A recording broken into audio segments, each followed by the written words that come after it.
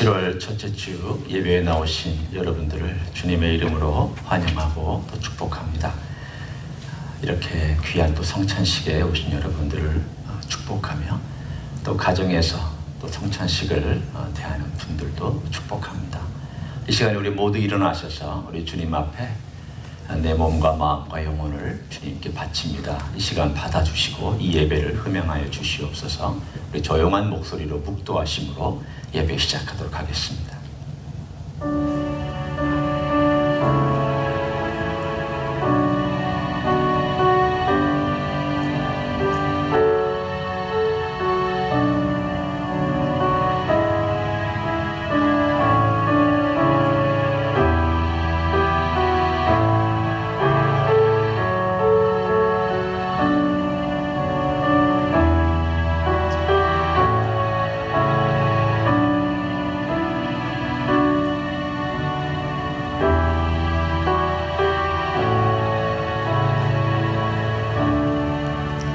여호와의 영광이 이 온 땅에 가득하고 충만한 그날까지, 하나님을 아는 지식이 물이 바다를 덮은 같이 충만한 그날까지 우리는 주님을 경배하며 예배할 것입니다. 주님 예배를 받아 주시옵소서. 예수님 이름으로 기도합나이다. 아멘. 다 같이 찬송가 19장 조용한 목소리로 찬송하도록 하겠습니다.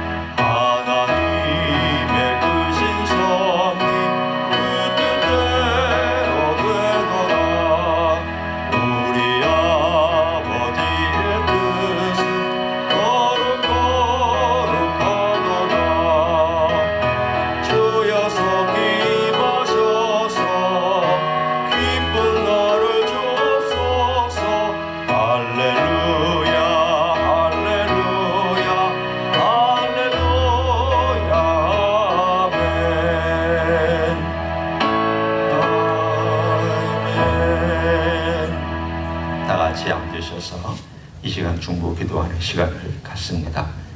여전히 기세가 등등한 이 코로나 바이러스로 인해서 고통당하고 있는 나라들과 그리고 가정들을 위해서 기도해 주시고, 또 이 땅 위에 이러한 모든 어려움들이 부흥의 기회가 되기를 원한다고, 그리고 이스기회를 위해서, 약한 종들을 위해서, 그리고 선교사님들을 위해서 이 시간 조용한 목소리로 기도하도록 하겠습니다.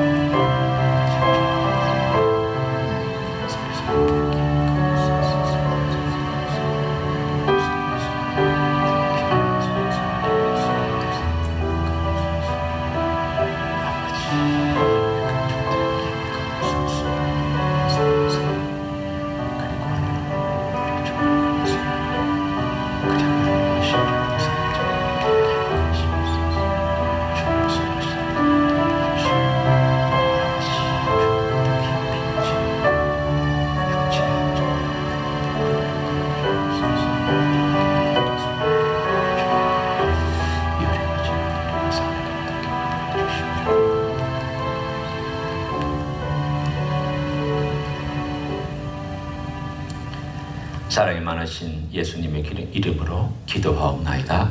아멘. 우리의 신앙을 사도신경으로 고백하시겠습니다. 전능하사 천지를 만드신 하나님 아버지를 내가 믿사오며 그 외아들 우리 주 예수 그리스도를 믿사오니 이는 성령으로 잉태하사 동정녀 마리아에게 나시고 본디오 빌라도에게 고난을 받으사 십자가에 못 박혀 죽으시고 장사한 지 사흘 만에 죽은 자 가운데서 다시 살아나시며 하늘에 오르사 전능하신 하나님 우편에 앉아 계시다가 저리로서 산자와 죽은 자를 심판하러 오시리라. 성령을 믿사오며 거룩한 공회와 성도가 서로 교통하는 것과 죄를 사하여 주시는 것과 몸이 다시 사는 것과 영원히 사는 것을 믿사옵나이다. 아멘. 다 같이 일어나셔서 50장 찬송하시면서 봉헌하도록 하겠습니다.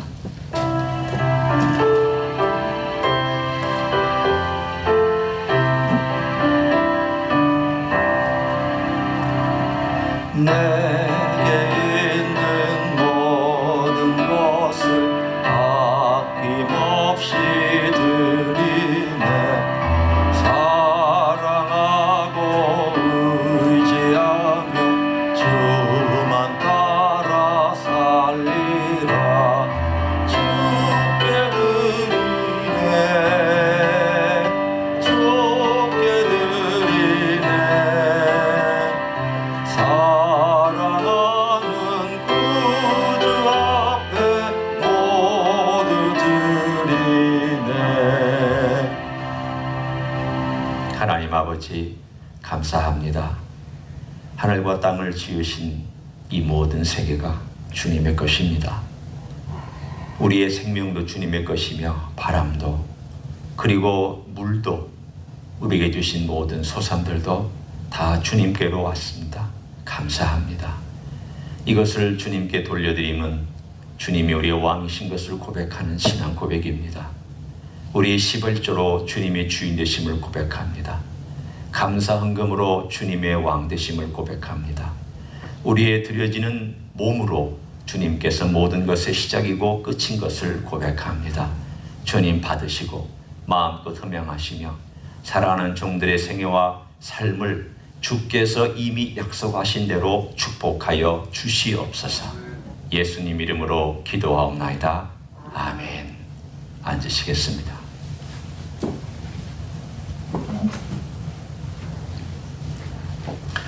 오늘 이렇게 예배에 나오신 여러분들을 주님의 이름으로 환영하고 축복합니다. 잘 나오셨습니다. 또 가정에서 예배드리는 분들 계속해서 건강하게 이 어려운 코란틴의 과정 속에 승리하시기를 저희가 늘 기도하고 또 같이 서로 격려하며 나아가기를 원합니다.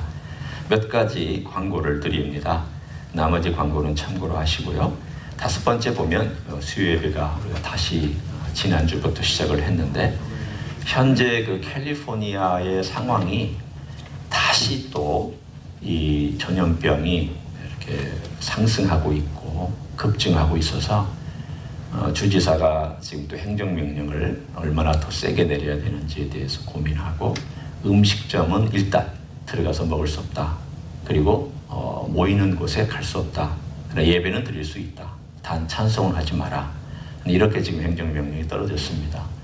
오늘 우리가 조그만 목소리로 찬송은 했지만 저희가 예배 드릴 때 조건이 있습니다. 쉴드를 쓰셔야 됩니다. 그러니까 여러분이 이걸 답답하게 생각하지 마시고 제가 에어컨을 늘 켜서 가능한 한 여러분이 호흡하실 수 있도록 도와드릴 테니까 다른 사람을 위해서라도 자기 자신뿐만이 아니라 다른 분을 위해서라도 쉴드를 꼭 끼고 예배를 드려주시면 감사하겠습니다. 그리고 교제하실 때에도 저희가 이제 1부 예배 끝나고 2부 예배 끝나면 뒤에 이제 떡과 커피가 준비되어 있을 텐데 드실 때에도 마스크는 뭐 어쩔 수 없이 드셔야 되니까 벗더라도 쉴드를 쓰고 드셔도 될 것 같습니다. 제가 한번 실험을 해봤습니다. 마실 수 있나 그리고 떡을 드실 수 있나 실험을 해봤더니 쉴드를 끼고도 충분히 하실 수가 있겠더라고요. 이렇게 좀 약간 이렇게 하고 하면서 그래야 교제가 됩니다. 지금 특별히 교회에서 만약에 이런 어떤 문제가 터지면 그 교회는 폐쇄되고 예배 자체를 드릴 수가 없기 때문에 우리가 이런 점에서 충분히 조심하고 충분히 신경을 써야 되지 않을까 그렇게 생각을 합니다. 이해해 주시고 도와주시면 좋겠습니다. 그리고 저희가 수예배가 시작됐는데 저희가 이 예배를 드리면서 지금 이 어려운 상황 가운데서 통성으로 기도하고 찬송을 막 하는 것이 쉽지 않습니다.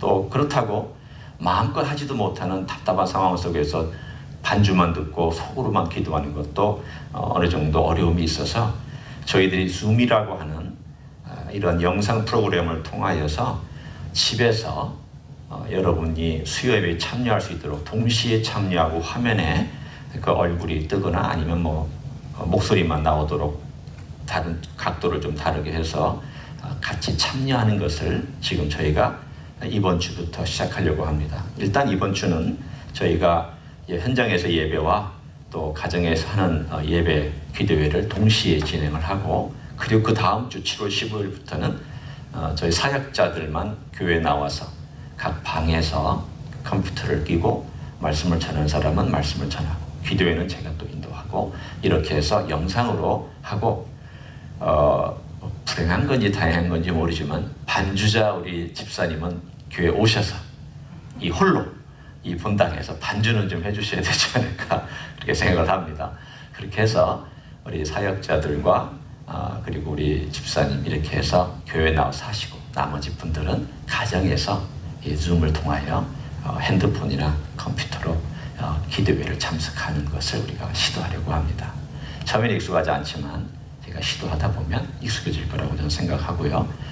예배 끝나고 저희가 이 줌 까는 것을 도와드릴 테니까 염려하지 마십시오. 그리고 카톡으로 초청하면 그냥 클릭만 하면 들어갈 수 있도록 저희가 그렇게 조치하도록 하겠습니다. 설명이 좀 길었지만 여러분이 충분히 납득을 하셨는지 모르겠어요. 그러나 제가 도와드릴 테니까 아무 염려하지 말고 예배 끝난 후에 도움을 우리 제 아내나 우리 한전사님께 요청해 주시기를 바랍니다. 또한 성찬식을 우리가 거행을 하는데 이게 일회용입니다. 제가 샘플로 좀 보여드리겠습니다. 익숙하지 않으실 것 같아서 제가 보여드립니다. 여기 보면 위에 이렇게 여는 것이 하나가 있고요.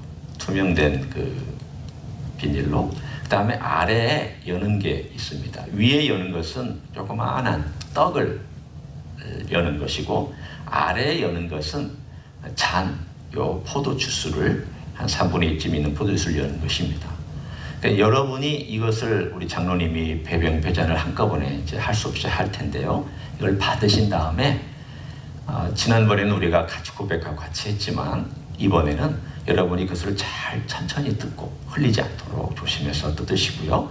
그리고 떡을 먼저 드시고 기도하시고 난 다음에 개인이 먼저 하셔도 됩니다. 이제 같이 안 하겠습니다. 그러니까 개인이 떡을 들고 하나님께 기도하고 그러면 주님의 몸을 제가 받습니다라고 해서 드시고 그 다음에 다시 한번 그 아래에 있는 뚜껑을 또 여시고 잔을 가지고 잠깐 기도하시고 드셔서 각각 자기가 받는 대로 바로 성찬을 진행해 주시면 되겠습니다. 여러분이 쏟지 않도록 특별히 조심하셔서 이 성찬에 대해 주시면 감사하겠습니다. 오늘 이 시간 우리가 이제 교제하는 시간 얼굴 좀 이렇게 한번 그래도 보시고 인사 좀 하시죠. 주님의 이름으로 환영합니다. 주님의 이름으로 축복합니다. 잘 나오셨고요. 건강하게 예배드릴 수 있어서 감사합니다. 이 시간에 우리가 성찬식을 거행합니다. 찬송가는 여러분이 부르시지 않아도 되고요. 조용히 들어주시기만 하셔도 되겠습니다. 149장 반주에 맞춰서 여러분이 여러분 자리에 장로님이 가지고 오시면 받으신 다음에 떡 뗄 때 잠깐 기도하고 잔 드실 때 잠깐 기도하고 여러분의 시간에 맞춰 하시면 되겠습니다. 우리 장로님 배병과 배잔 해주시기를 바랍니다.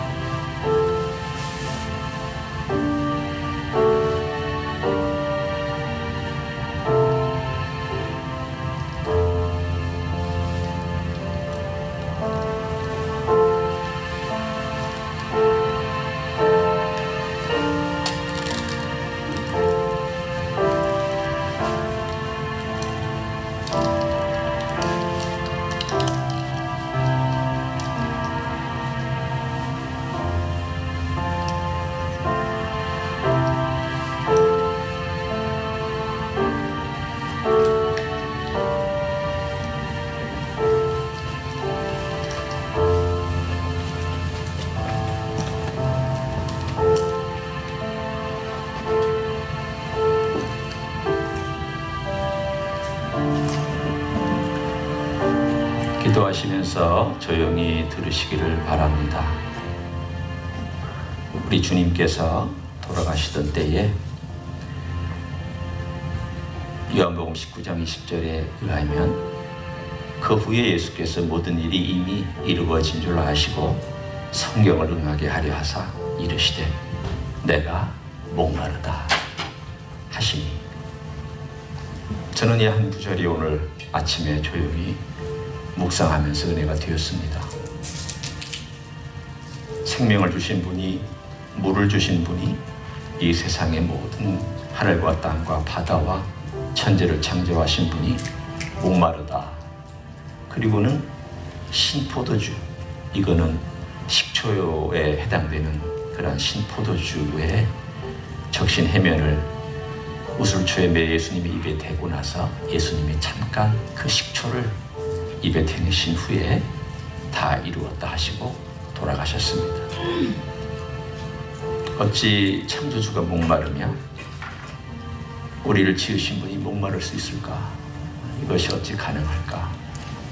오늘 묵상하시면서 나를 위하여 이렇게까지 행하셨던 우리 하나님의 크심과 그 능력을 생각하시면서 성찬의 떡과 성찬의 잔을 여러분이 드시기를 바랍니다. 기도하시면서 드시기를 바랍니다.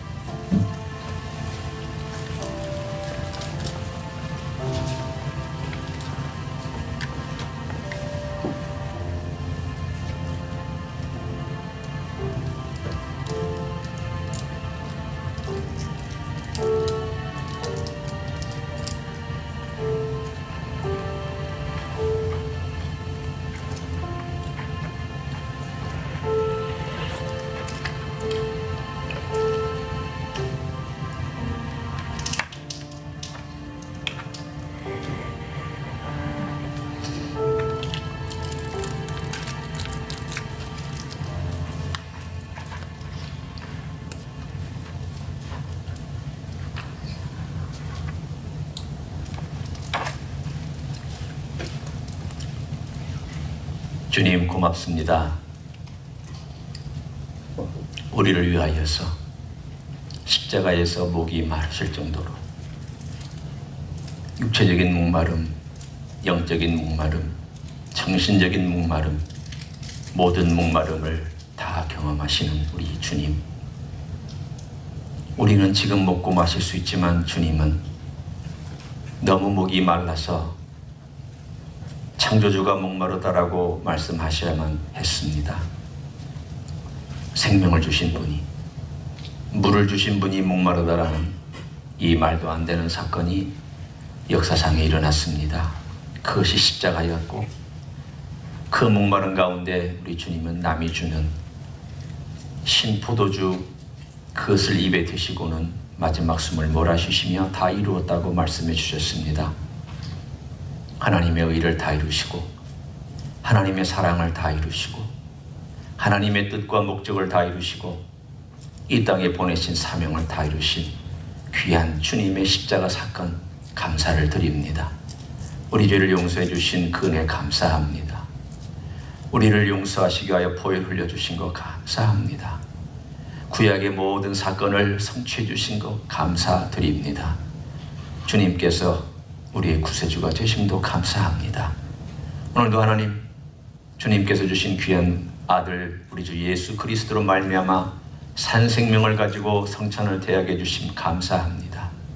이 귀한 성찬, 주님의 살이 내 몸에 들어오며 주님의 피가 내 몸에 들어와 주님과 하나 되는 삶을 매일매일 살아갈 수 있도록 축복하여 주시옵소서. 예수님 이름으로 기도하옵나이다. 아멘. 성찬식을 마칩니다. 하나님 아버지의 말씀 저희가 함께 펴서 같이 말씀을 보도록 하겠습니다. 말씀은 하박국 3장입니다.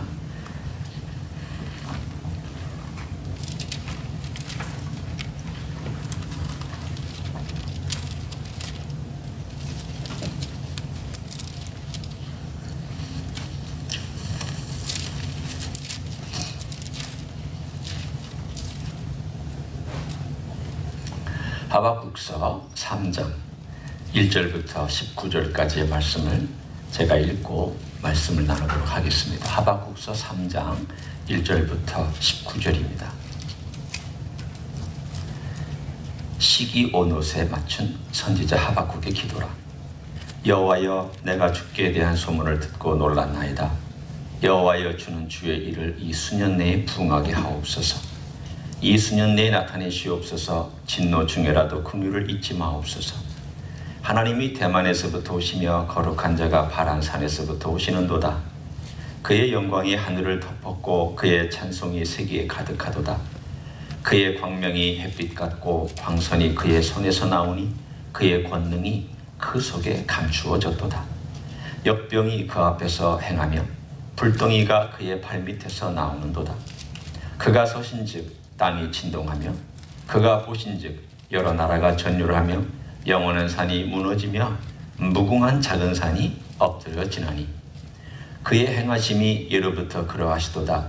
내가 본즉 구산의 장막이 환란을 당하고 미디안 땅의 휘장이 흔들리는도다.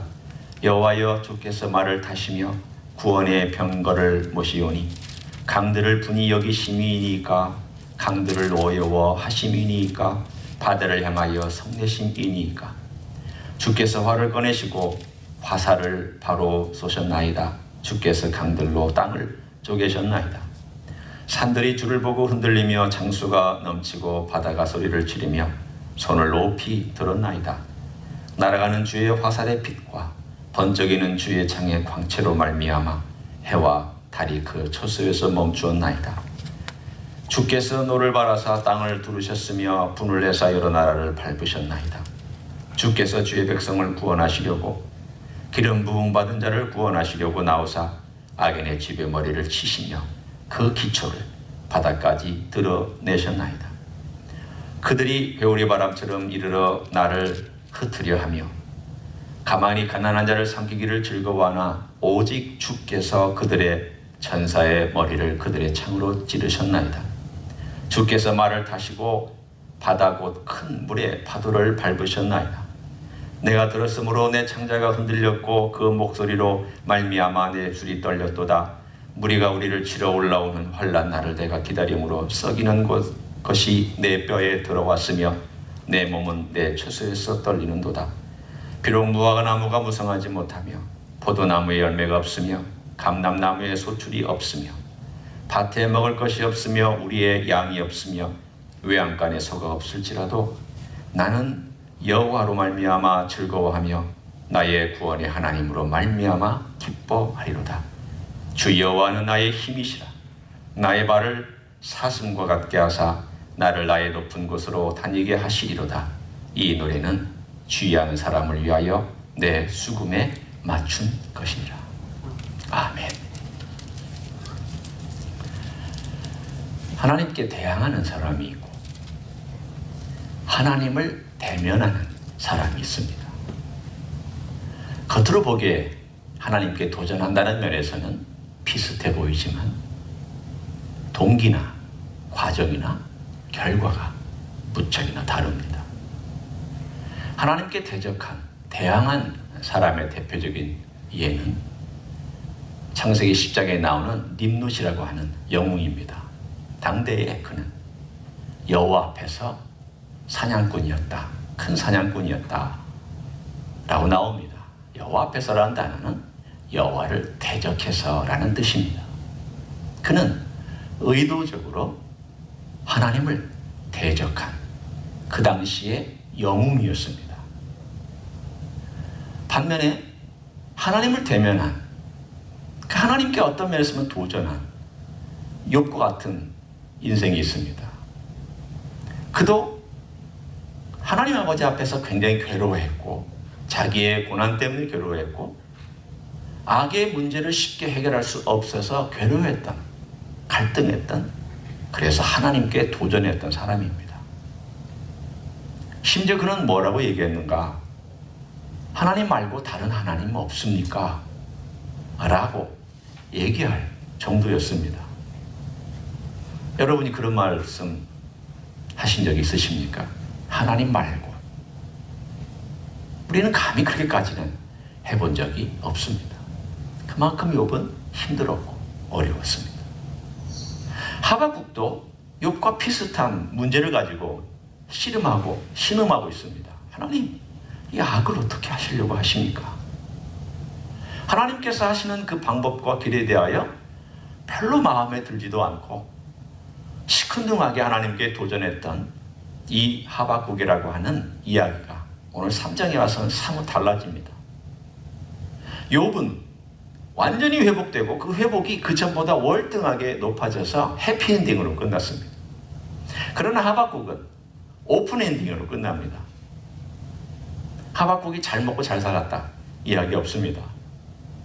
하박국이 하나님이 하시는 일에 대해서 다 납득하고 고개를 끄덕이며 하나님이 다 설명해 주셨다, 그것도 아닙니다. 그럼 그 당대에 그 민족이 회개하고 돌아왔다, 그것도 아닙니다. 우리는 역사적으로 압니다. 하박국이 이 예언을 하고 난 다음 한 20여 년 후에 유다 망합니다. 그렇다고 유다가 바로 회복됐느냐? 아닙니다. 70년 걸렸습니다. 그런 70년 때 다 돌아왔느냐? 돌아오지 않았습니다. 5만 명 잡혀가서 5만 명 돌아왔습니다. 그 나머지는, 대다수는, 머저리티는 어디에 남아 있었습니까? 페르시아에 흩어져서 살고 불순종한 가운데 돌아오지 않았습니다. 여전히 그것은 더 미래, 더더더 먼 미래의 일들에 불과했을 뿐입니다.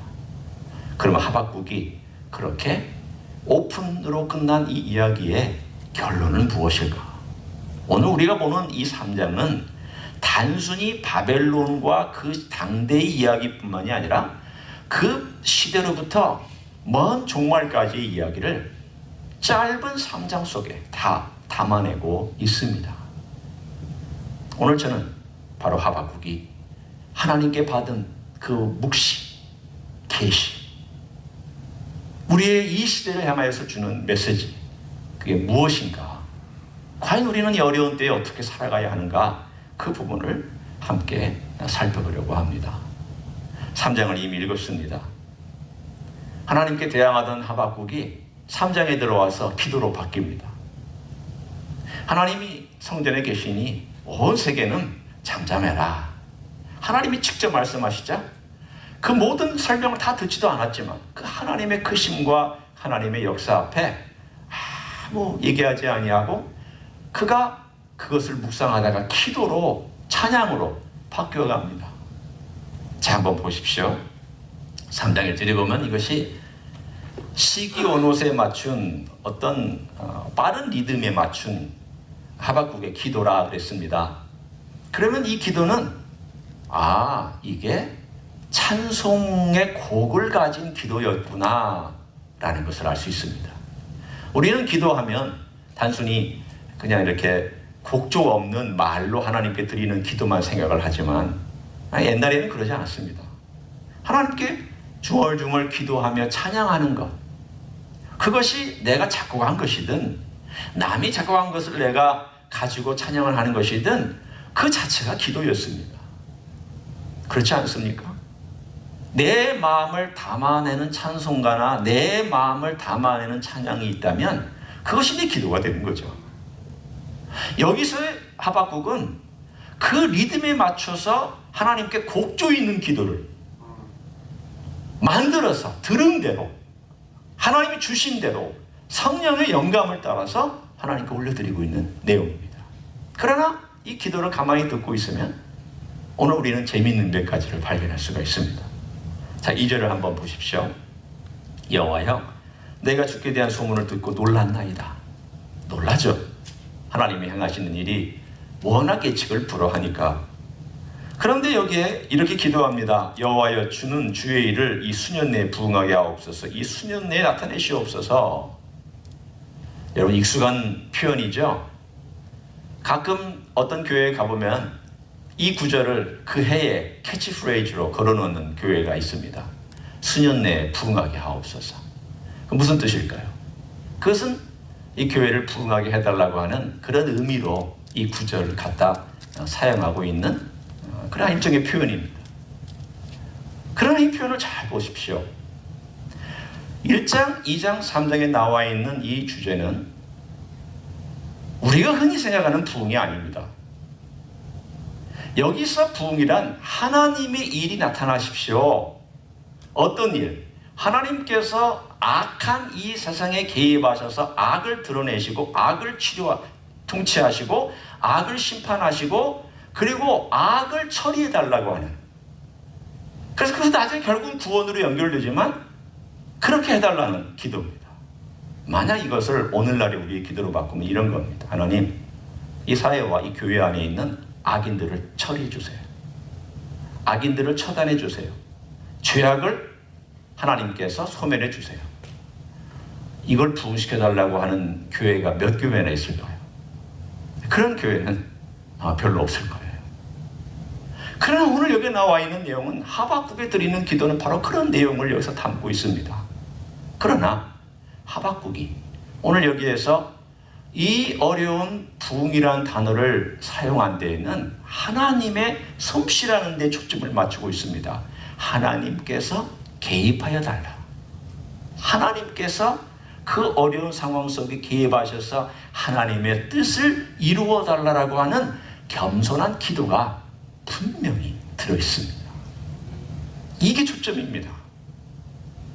그것이 심판이든 그것이 축복이든 그것이 어려운 일이든 그것이 또한 내가 이해할 수 없는 일이든 하나님의 개입과 하나님의 직접적인 손을 가지고 이 혼란스럽고 어지러운 사회와 이 혼란스럽고 어지러운 이 모든 것들을 하나님이 좀 바로잡아 주시기를 제가 원합니다. 그것이 수년 내에 이루어지기를 원합니다. 라고 기도하고 있는 내용입니다. 기도는 딱 한 절에서 끝납니다. 그리고 나머지 3절부터 15절까지는 찬양입니다. 어떤 찬양의 내용이 나오고 있는지 간단하게 살펴봅니다. 이미 읽었기 때문에 3절과 4절은 제가 다시 돌아올 것입니다. 그런데 여기에서 5절부터 쭉 나와 있는 15절까지의 찬양의 내용을 보면 이 찬양 자체가 미래에 일어날 일들을 그대로 묘사하고 있습니다. 미래에 일어날 일들을 묘사하고 있는데 그 미래에 일어난 일들이 과거에 일어난 일들의 모티브를 가지고 미래의 일들을 예언합니다. 성경에 보면 나와 있는 어떤 과거의 사건들이 미래의 일들에 대한 그림자 역할을 해주고 또 설명을 해주는 데 사용됩니다. 그림자는 본체가 어떤 것인지를 드러내주는 이야기이기도 합니다. 한번 보십시오. 5절에 역병,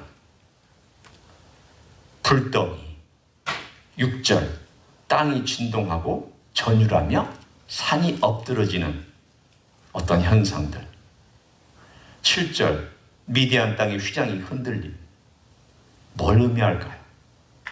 오늘 여기 첫 번째 나오는 전염병, 우리 시대하고도 어쩌면 조금 맞닿아 있는 내용일 수 있습니다. 지진, 우리 시대하고 지금 맞닿아 있는 이야기일 것입니다. 뿐만 아니라 8절부터 9절에는 하나님께서 강들을 분이 여기시며 강들과 바다에 성내시고 땅을 쪼개시는 이야기가 등장을 합니다. 앞이 홍해 사건이나 혹은 출애굽 사건을 얘기하는 내용이며 시내 산에 하나님이 강림하신 것을 조금 모티브를 삼아서 미래를 얘기하는 거라면 8절과 9절은 대홍수 사건을 모티브로 삼아서 미래에 일어날 일들을 또한 예언하고 있습니다. 다시 10절부터 15절까지는 이거는 좀 스케일이 더 커집니다. 어디에서 우리가 스케일이 커지는 것을 볼 수가 있을까? 11절을 보십시오. 날아가는 주의 화살의 빛과 번쩍이는 주의 창의 광채로 말미암아 해와 달이 그 초수에 멈추었다.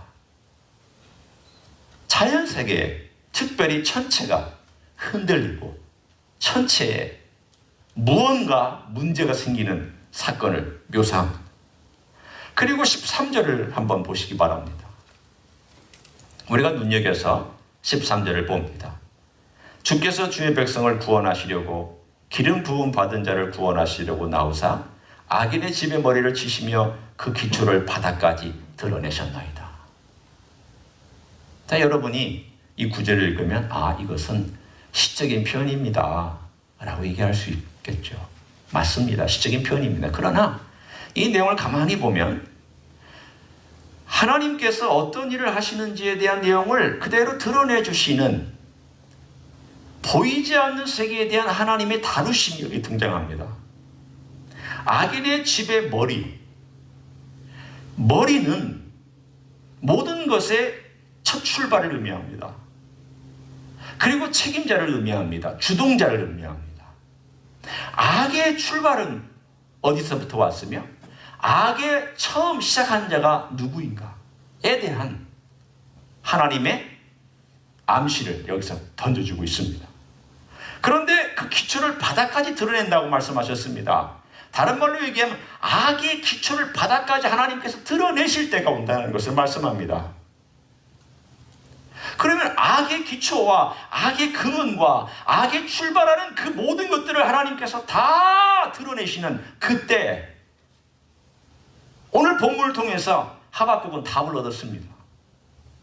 하박국이 제일 괴로워한 게 무엇이었습니까? 하나님, 이 악이 왜 이렇게 심합니까?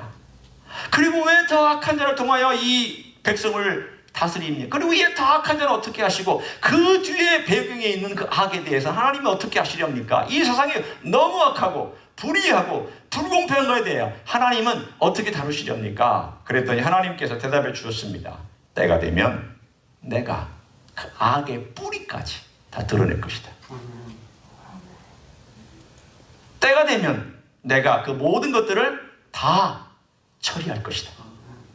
드러낼 뿐만이 아니라 내가 처리한다. 그 강력한 단어를 하나님께서 뭐라고 쓰셨는가?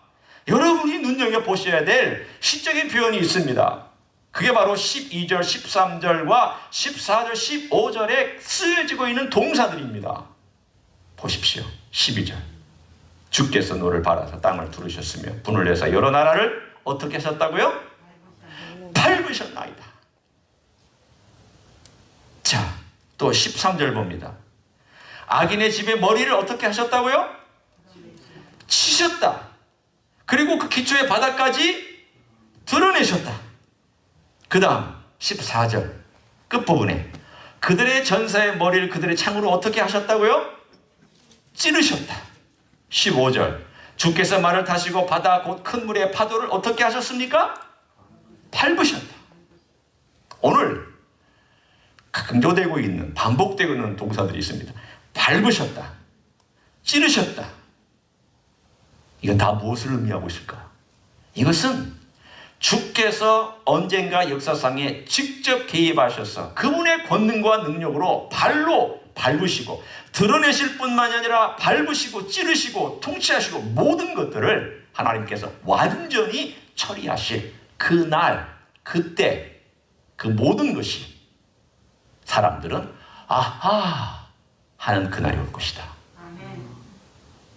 지금은 아하가 아닙니다. 지금은 부분적으로만 아하입니다. 왜냐하면 아직은 실감나지 않습니다. 아직은 체감이 별로 느껴지지 않습니다. 여전히 악이 있고 여전히 불의가 있고 여전히 세상은 어둡기 때문입니다. 그러나 그때가 오면 하나님 우리 주님께서 개입하실 그날 그 모든 것들을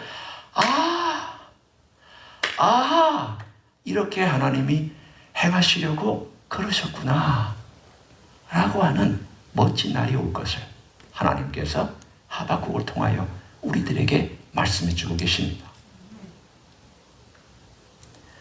하박국은 의문을 가졌습니다.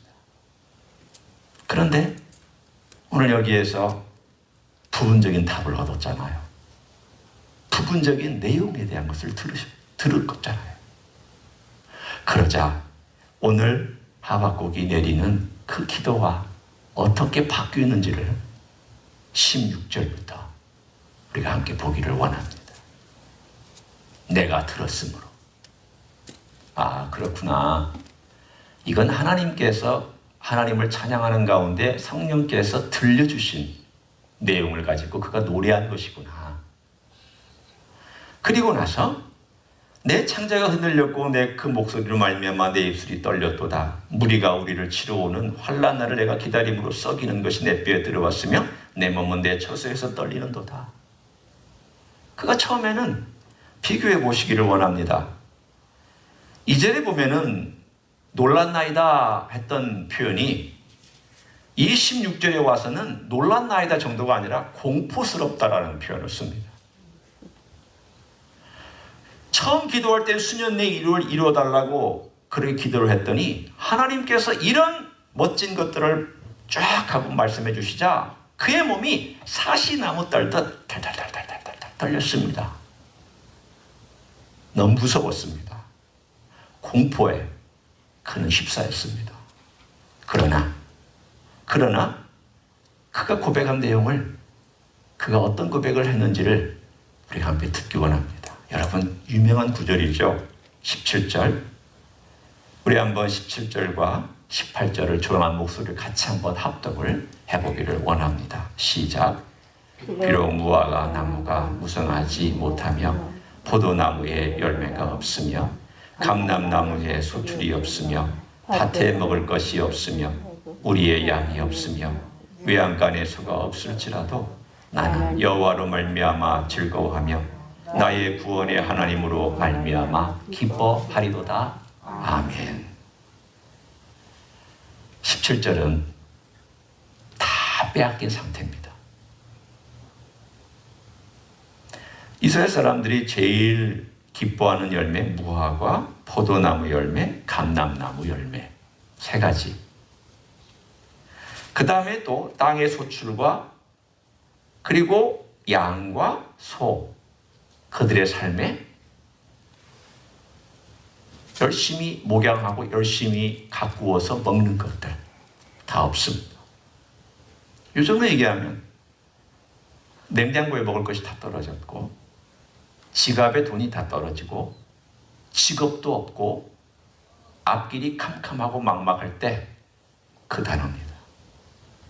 자, 그때 우리는 어떻게 할 것이냐? 그럼에도 불구하고 우리는 어떻게 할 것이냐? 하박국은 뭐라고 고백하는가? 18절을 보십시오. 이게 얼마나 리얼한 현실인지를 한번 느껴보기를 원합니다. 우리는 이것을 그냥 찬양으로 하긴 합니다. 그러나 이렇게까지 해본 적이 있을까? 이렇게까지 먹을 것이 본 적이 있었을까? 없었습니다. 이렇게까지 가난해 본 적이 있었을까? 없었습니다. 이렇게까지 궁핍하고 이렇게까지 아무것도 없는 빼앗긴 상태에 있었을까? 없었습니다. 그러나 그런 날이 올 수도 있다고 말씀합니다. 그때 어떻게 할 거냐? 하박국의 고백이 우리들에게 던져주는 믿음의 내용을 말씀합니다. 그가 어떤 믿음을 가지고 있는지를 한번 들어보십시오. 나는 그가 하나님 어떻게 행하신지 하나님이 역사상에 개입하셔서 일하실 것을 다 듣고 나서 악의 모든 걸 통치하시고 백성들을 구원하시는 그날이 분명히 올 거라고 하는 이러한 모든 내용을 다 듣고 나서 그가 그때까지 우리가 들었던 것처럼 그 대상을 향하여 침묵하며 기다리는 것 외에 그는 하나님을 어떻게 대하고 있느냐? 나는 즐거워한다는 거예요. 나는 기뻐한다는 거예요. 그런데 나는 즐거워 기뻐한다는 것이 무엇으로 나타나는 거냐? 오늘 본문에 나와 있는 내용을 보면 여호와로 말미암아 라고 되어 있습니다. 여러분 여기서 말미암아는 원인을 의미합니다. 모든 것의 원인. 오늘 우리는 이 말을 이렇게 바꿔도 아무 문제가 없습니다. 나는 우리 주 예수 그리스도 때문에 즐거워합니다. 나는 우리 주 예수 때문에 기뻐합니다. 이 믿음의 고백을 하박국은 체험 가운데서 합니다. 과연 나는 이런 고백을 할 수 있을까? 나는 이런 고백 속에서 하나님을 정말 찬양하며 기뻐할 수 있을까? 나는 정말 이런 믿음으로 기다리고 침묵하고 바라보는 것까지는 내가 할 수 있을 것 같아요. 그런데 기뻐하는 것까지 내가 할 수 있을까? 즐거워하는 것까지 내가 할 수 있을까? 나는 과연 그렇게 할 수 있을까? 제 자신이 저 자신에게 스스로에게 물어본 결과 자신이 없다. 그러나 이건 결단이다. 주님을 아는 사람이 순간순간 이 결단을 연습하며 그때가 되어서도 결단할 수 있는 그런 내용일 것이다. 오늘 여기를 봅니다. 이런 고백을 하박국이 하나님으로부터 듣고 그는 찬양 가운데 그 입술로 어쩌면 그는 그가 알기 때문에 고백하는 의식이 있고 의지가 있고 하나님의 성령의 감동이 있기 때문에 할 수 있는 고백이 있습니다. 그도 아직 현실은 경험하지 못한 채 있습니다. 그는 하나님 보여주신 것만을 보고 그는 고백하고 있지만 아직 현실은 모릅니다. 그가 현실을 모른다고 고백도 못하는 건 아닙니다. 아직 경험하지 못했다고 고백 못하는 거 아닙니다. 우리는 고백할 수 있습니다. 때로는 내가 틀리더라도 고백할 수 있습니다. 내가 실수하더라도 고백할 수 있습니다. 내가 넘어질 수도 있지만 고백할 수 있습니다. 오늘 우리 입술의 고백은 하나님 아버지 앞에 우리가 늘 드릴 수 있는 고백입니다. 하나님, 제가 이루 다 없어도 주님을 찬양합니다. 주님을 기뻐합니다. 주님은 나의 모든 것이기 때문입니다. 주님은 내 삶을 위하여 기꺼이 모든 걸 주셨기 때문입니다. 저는 고백합니다. 우리의 고백이 마음으로부터 나와서 늘 주님께 들려질 때 언젠가 진짜가 왔을 때 우리의 삶에서 고백했던 것들을 그때서는 뼈에서부터 우러나오는 깊숙한 고백을 진짜로 할 수 있는 그날이 올 줄로 믿습니다. 우리는 그날을 어쩌면 맞이할 줄 모릅니다. 다가올 것입니다. 그러나 하박국이 이 고백을 한 다음에 그의 어떤 결과를 경험했는지를 보면 고백이 필요하다. 그 고백 다음에 19절이 멋진 그 결과를 말씀해 주기 때문입니다. 주 여호와는 나의 힘이시라. 아멘. 나의 발을 사슴같게 하사 나를 나의 높은 곳으로 다니게 하시리로다. 높은 곳은 현실을 의미합니다. 가파른 절벽을 의미합니다.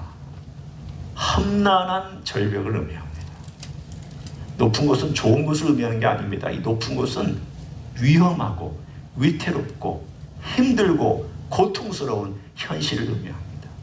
그러나 이 위험하고 고통스러운 저 절벽 끝에 내가 놓여 있다 할지라도 주님이 나에게 발에 힘을 주시고 능력을 부여해 주시기 때문에 나 다닐 수 있다. 고백과 삶이 같이 가고 있는 내용이잖아요. 고백하고 훈련하고 또 생각하고 그때를 바라보고 그 현실이 왔을 때 그 고백을 하면서 그가 주님을 바라봤더니 주님께서 다리에 힘을 주시고 어떤 절벽도 뛰어다니며 건너다니며 그 절벽에서도 하나님을 기대하고 기다리며 찬양하는 삶을 주신다라고 하박국은 고백합니다. 사랑하는 성도 여러분, 오늘 우리의 삶에 아직은 여기까지 가지 않은지는 모릅니다. 그러나 점차 들어가고 있습니다. 우리는 어떻게 살아야 할까? 우리 주님이 이런 놀라운 일을 행하신 분이라는 사실을 우리가 알기 때문에 오늘도 우리 주님 바라보면서 그 주님께서 모든 것들 그분의 솜씨로 하나씩 하나씩 이루어 가시되 언젠가 통째로 이 세상을 다 바꾸실 그날이 올 거라는 것을 알고 믿고 기대하고 기다리며 우리는 사슴처럼 살아가는, 높은 곳에서도 흔들리지 않는 삶을 살아가는 그러한 믿음의 사람이 되어야 할 줄로 믿습니다. 아멘. 그렇게 살아가시기를 예수님의 이름으로 간절히 축원합니다. 기도하시겠습니다. 하나님의 현실이 점점 어려워지고 우리의 삶이 우리가 기대한 것만큼 다가오지 않을 수 있습니다. 우리는 아직 이렇게 아무것도 없는 빼앗긴 상황까지는 가지 않았습니다. 그러나 주님, 어려운 때에 우리가 주님을 찬양하는 삶의 습관이 있기를 원합니다. 주님을 기뻐할 수 있기를 원하며 이것이 우리의 참 고백이 되기를 원합니다. 우리의 삶의 고백이 지금 연습되어지고 지금 훈련되어지고 그리고 이것이 언젠가는 실제가 될 수 있기를 소원합니다. 아니, 지금 어려운 때에도 고백할 수 있는 하나님의 종들이 되게 하여 주옵소서. 이 작은 아름다운 고백들이 모여서 언젠가 큰 고백이 되게 하여 주옵소서. 이 작은 주님 놀라운 기억과 믿음이 우리 하나님 아버지 앞에서 놀라운 우리의 유산이 되고 기쁨이 되고 충만한 자산이 되어 내 삶의 전체를 가지고 높은 곳에서도 주님을 찬양하고 고백하는 하나님의 종들이 되게 하여 주시옵소서. 이제는 우리 구주 예수 그리스도의 은혜와 하나님 아버지의 극진하신 사랑과 성령 하나님 교통하심의 역사가 모든 악을 결국은 다 다루실 것을 말씀해 주셨고 그것이 또한 우리의 구원이 될 것도 말씀해 주셨고 지금도 주님은 역사하시고 힘을 주시고 견뎌내게 하시고 이기게 하시는 우리 주님을 바라보며 사슴처럼 높은 곳에서 뛰어다니고 찬양하기를 원하는 가정에서 예배드리는 종들 위에와 주 임재 이수교회 위에와 이민교회들과 한국교회들과 선교사님들 위에 이제로부터 영원히 함께 하실지어다. 아멘.